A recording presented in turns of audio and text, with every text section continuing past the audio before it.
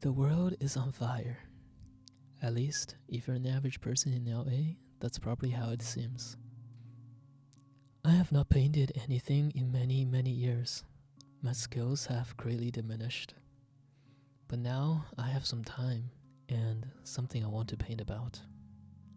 To start off, this is not about the legitimacy of our anger. This is about the way violence, no matter how justified, can burn away at its own message until all that's left is fire.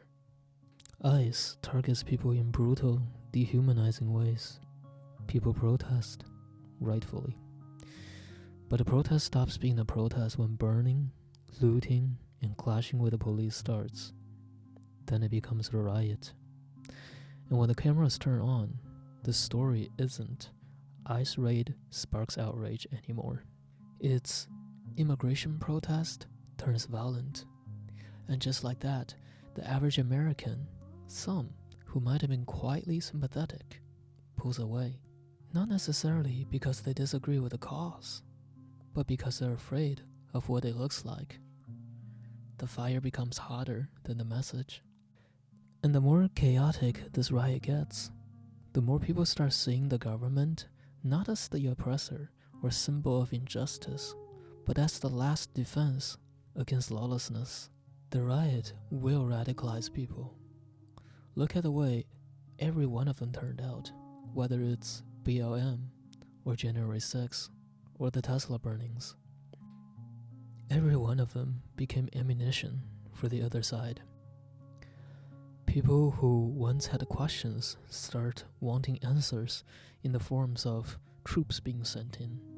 They start saying things like, I get the anger, but this is just too much. Or, they lost me when they started burning things. And once that shift happens, it's hard to reverse. We have seen this play out many times already.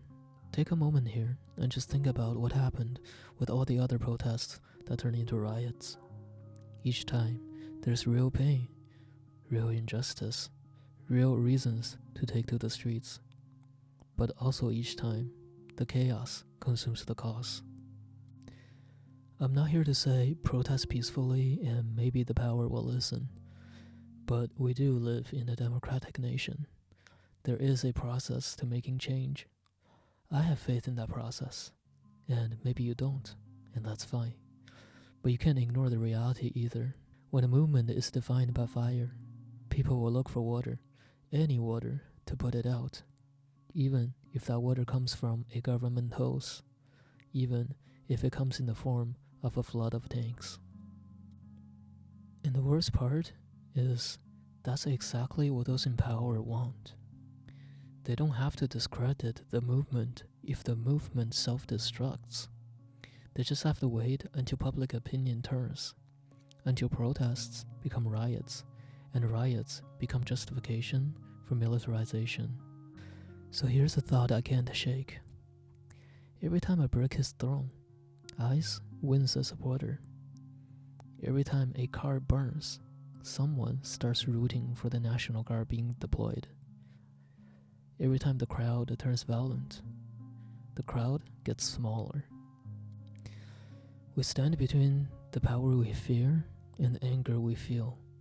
If we lean too far towards one, we invite the other. So that's what the hourglass means. Time is running out, but you can still turn it upside down. Anyways, these are just my thoughts, the thoughts of a nobody. What are your thoughts? Let me know in the comments.